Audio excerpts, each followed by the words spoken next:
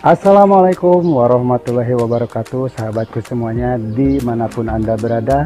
Selamat datang dan selamat bergabung di channel Body Repair. Apa kabar sahabatku? Mudah-mudahan sahabatku semuanya selalu dalam keadaan sehat walafiat, tidak kekurangan sesuatu apapun, dan tentunya juga bahagia bersama keluarga. Amin, amin ya robbal alamin.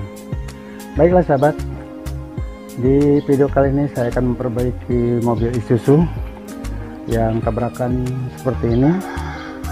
Mungkin sahabat bisa melihat dan nanti saya perlihatkan. Dan kali ini saya bekerja di bengkel yang berbeda, di bengkel Bapak Iskandar yang beralamatkan di Jalan Selindung. Mungkin kalau seputaran Selindung atau seputaran Pangkal Pinang sahabat bisa tahu.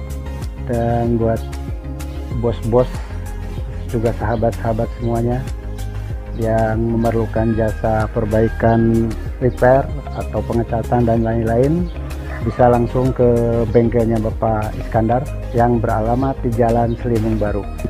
Oke sahabatku, agar tidak banyak basa-basi lagi, kita langsung bekerja.